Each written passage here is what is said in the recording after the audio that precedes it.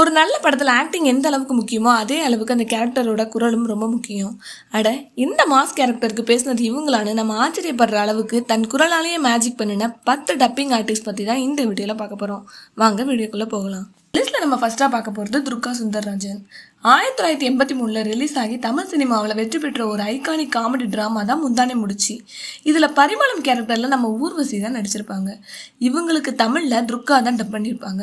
சந்தேகப்படுறதுக்கு நீ பிறந்திருக்க, சந்தோஷமே இல்லாம இருக்கிறதுக்கு நான் பிறந்திருக்கேன். அது மட்டும் இல்ல, சின்ன வீடு படத்துல வர ஹீரோயினோட தம்பி கேரக்டரும் இவங்க தான் டப் பண்ணியிருப்பாங்க. 1999 ரிலீஸ் ஆகி ஒரு நாள் முதல்வன் பட்டி தொட்டி எல்லாம் தெரிச்ச படம் முதல்வன்.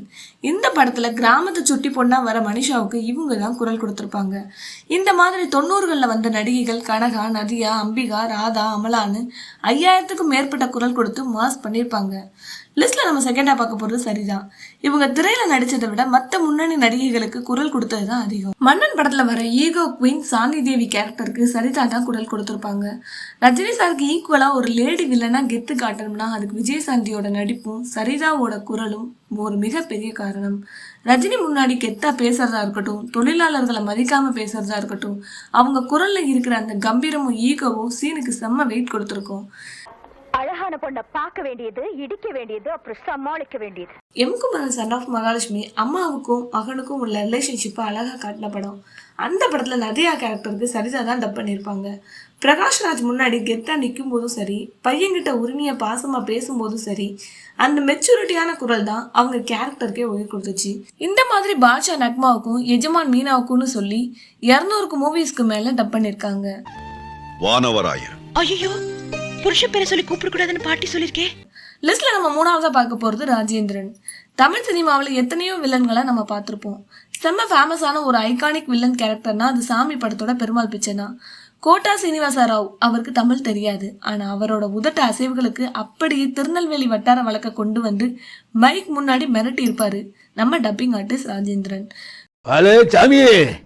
என்னலே கல்யாணம் முடிஞ்ச கையோட ஆசீர்வாதம் வந்துட்டியோ? கோட்டா சீனிவாச ராவோட அந்த மிரட்டலான பாடி லாங்குவேஜும் ராஜேந்திரன் வாய்ஸ் மாடுலேஷனும் சேரும்போது அந்த கேரக்டர் தமிழ் சினிமா ஹிஸ்டரியே மறக்க முடியாத ஒரு வில்லன் கேரக்டராக மாறுச்சு. ஒரு தடவை தெலுங்கு மூவி ப்ரொடியூசர் கிட்ட ராஜேந்திரனை தமிழ் மொழியில என்னோட உயிரை இவர் தானே அறிமுகப்படுத்தியிருக்காரு கோட்டா சீனிவாச ராவ். லிஸ்ட்ல நம்ம 4வதா பார்க்க போறது கதிரவன்.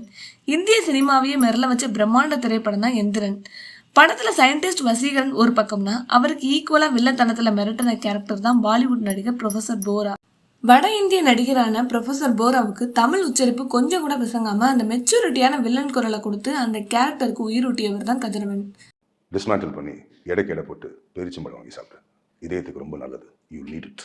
லிஸ்ட்ல நம்ம 5வதா பார்க்க போறது உமாபரணி. இவங்க நடிகையா மட்டும் இல்லாம தமிழ் சினிமாவில டாப் ஹீரோயின்கள் பல பேருக்கு தன் குரலால உயிரூட்டியிருக்காங்க. நாட்டாமை, முத்து, அபேஷன்முகி, பாளையத்தம்மன், கூலின்னு நடிகை மீனா நடிச்ச பல ஹிட் மூவிகளுக்கு இவங்க தான் டப் பண்ணியிருப்பாங்க. அது மட்டும் இல்ல, தெனாலி, கோட்டை மாரியம்மன் படங்கள்ல நடிகை தேவயானிக்கு அவங்க பேசுற சாஃப்டான டப்பிங் குரலை இவங்க தான் கொடுத்துருப்பாங்க. பரம்பரை படத்துல வர ரோஜாவுக்கும் இவங்க தான் குரல் கொடுத்துருக்காங்க. மீனாவோட கொஞ்சல், தேவயானியோட மென்மை, ரோஜாவோட ஆவேசம், மகேஸ்வரியோட அப்பாவித்தனம், இப்படி ஒவ்வொரு நடிகைக்கும் ஏற்ற மாதிரி தன் குரலின் தன்மையை மாற்றி அசத்தியவர் தான் உமாபரணி. லிஸ்ட்ல நம்ம 6வதா பார்க்க போறது PR சேகர். தமிழ்நாட்டில் பேன் இண்டியா படங்கள் ரிலீஸ் ஆகும்போது திரையில மாஸ் காட்டுற ஹிந்தி, தெலுங்கு, கன்னட சூப்பர் ஸ்டார்களுக்கு தமிழ்ல அதே கெத்தோட குரல் கொடுத்து தமிழ்நாட்டையே அலற வச்சவர் தான் dubbing artist PR Shekhar. KGF படத்துல இருந்து புஷ்பா 2 படம் வர தன் குரலாலேயே தியேட்டரை அதிர வச்சிருக்காரு. உலகத்துல தாயை விட பெரிய சக்தி எதுவுமே இல்ல. அது மட்டும் இல்ல, பாகுபலியில பிரபாஸ்க்கு, ஜாவான்ல ஷாருக் கானுக்குன்னு இவரோட கம்பீரமான குரலாலேயே மிரட்டி இருப்பாரு. புஷ்பா 1 படத்துல புஷ்பா ஒரு சாதாரண கூலியா இருப்பாரு. அதனால அவரோட பேச்சும் ஆட்டிடியூடும் ரொம்ப ரஃபா கூலி பாணியிலே இருக்கும். அடிமுட்டா நாய்களா, நீங்க போக சொன்னதுனால நான் போலடா, எனக்கா தோணுச்சு போனேன். நான் புஷ்பா 2 படத்துல புஷ்பா மிகப்பெரிய சாம்ராஜ்யத்தை ஆளுற தாதாவா மாறிடுவாரு. அதனால அவரோட குரல்ல அந்த அதிகாரமும் வெயிட்டும் கூடி மரண மாஸ் பண்ணியிருப்பாரு PR சேகர். 7 கடலை தாண்டி இருந்தாலும் போய் எடுத்துக்குவோம், ஏன்னா புஷ்பா காசு. லிஸ்ட்ல நம்ம 7வதா பார்க்க போறது ஜெயகீதா. பிரம்மாண்ட இயக்குனர் ராஜீவ் மேனன் இயக்கத்துல A.R. ரஹ்மான் இசையில வெளியான காவிய படம் தான் கண்டுகொண்டேன். இதுல ஐஸ்வர்யா ராய் கவிதைகள் மற்றும் இசையை உயிரா நேசிக்கிற துள்ளலான மீனா கேரக்டர்ல நடிச்சிருப்பாங்க. ஐஸ்வர்யாவோட அந்த மென்மையான முக பாவனைக்கும் இளமை துள்ளலுக்கும் ஏத்த மாதிரி ஜெயகீதா தன் குரலை ரொம்ப சாஃப்டா கொடுத்திருப்பாங்க. வெறுப்பேத்துவேன், கோவப்படுவேன், தலைய பிச்சுக்க வைப்பேன், ஆனாலும் நான் சந்தோஷமா இருப்பேன். சம்திங் படத்துல வர ஷாலினி கேரக்டருக்கும் ஏழையின் சிரிப்பில் வர ரோஜா கேரக்டருக்கும் இவங்க தான் டப் பண்ணிருப்பாங்க. விஷால் நடிச்ச திமிர் படத்துல வர ஈஸ்வரி கேரக்டரை யாராலும் மறக்க முடியாது. ஜெயகீதா அவங்களோட இயல்பான சாஃப்ட மாத்தி அவங்க ஹஸ்கி அண்ட் ஹெவி வாய்ஸ்ல இந்த ஆக்ரோஷமான கேரக்டருக்கு உயிர் கொடுத்திருப்பாங்க. இன்னும் மாமா வரலையே, அத்தி அத்தி அத்தி. உங்களுக்கு ஆசை வருமா வராதா? அதே மாதிரி 2011 ரிலீஸ் ஆன தம்பிக்கோட்டை படத்துல பாண்டியம்மாங்கிற வில்லி கேரக்டர்ல சங்கீதா நடிச்சிருப்பாங்க. திமிர் படத்துல ஸ்ரேயா ரெட்டிக்கு கொடுத்த அதே ஆக்ரோஷமான அதிகார தோணிய நடிகை சங்கீதாவுக்கு ஜெயகீதா அவர்கள் குரல் கொடுத்திருப்பாங்க.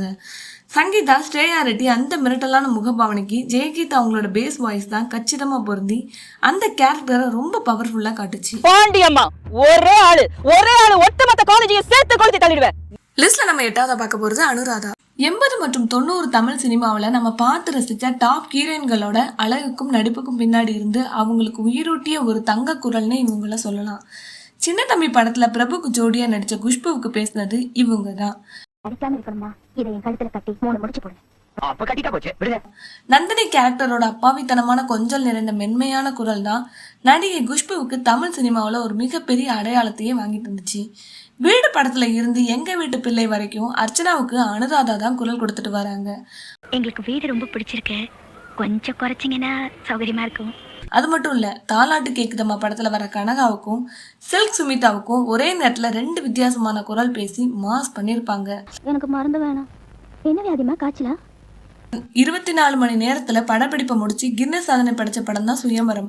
இந்த படத்துல வர ரம்பா, பிரீதா, குஷ்பு, மீரானு 4 முன்னணி நடிகைகளுக்கு 4 வித்தியாசமான வாய்ஸ் மாடுலேஷன்ல டப்பிங் பேசி சாதனை பண்ணியிருப்பாங்க.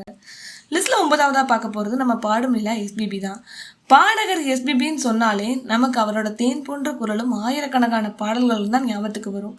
ஆனா அவர் 100க்கும் மேற்பட்ட திரைப்படங்கள்ல டப்பிங் ஆர்டிஸ்டா ஒர்க் பண்ணியிருக்காரு. தமிழ் சினிமாவில் உலக நாயகன் கமலஹாசன் என்னென்ன மாஸ் பண்ணாரோ அதை அப்படியே தெலுங்குல கொண்டு போய் சேர்த்தது நம்ம SPB தான். தெலுங்குல டப் செய்யப்பட்ட மைக்கேல் மதன காமராஜன், அவ்வே சண்முகி, இந்தியன், தெனாலி, దశావతారంను కమల్కి తెలుగులో వాయిస్ கொடுத்ததே நம்ம SPB தான். చదువుతున్నారు? రెండో కూతురుకి 6 ఏళ్ళండి, 2వ క్లాస్ చదువుతోంది. పెద్ద కూతురు చాలా చదువుకుందండి, 24 ఏళ్ళు ఉంటాయండి. వాట్? குறிப்பா దశావతారం படத்துல கமல் நடிச்ச 10 கேரக்டர்கள்ல 7 வித்தியாசமான கேரக்டர்களுக்கு தெலுங்குல SPB தான் டப்பிங் பேசி மிரட்டி இருப்பாரு.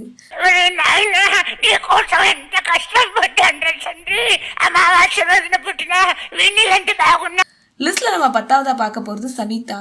இவங்களை பத்தி பேசினா பேசிக்கிட்டே போகலாம். துள்ளாத மனம் துள்ளும், வாலி, பிரியமானவளேன்னு நடிகை சிம்ரனோட பொற்கால படங்களுக்கு சவிதா தான் அபிஷியல் வாய்ஸே. சிம்ரனோட துள்ளலான பாடி லாங்குவேஜுக்கு ஏற்ற மாதிரி குரல்ல ஒரு ஸ்டைலிஷான எனர்ஜியையும் கோபத்தையும் அன்பையும் தன் குரலாலே கடத்திருப்பாங்க. குஷி ஜெனி, தூள் ஈஸ்வரி, சந்திரமுகி கங்கான்னு நடிகை ஜோதிகாவோட ஆல் டைம் ஹிட் கேரக்டர்களுக்கு பேசினது இவங்க தான். சென்ஸ்ல மனசுல பப்ளிக்ல எப்படி பிஹேவ் பண்ணனும் தெரியல, ரோட்ல லவ் லெட்டர் கொடுக்குற யாராவது பார்த்தா என்ன நினைப்பாங்க?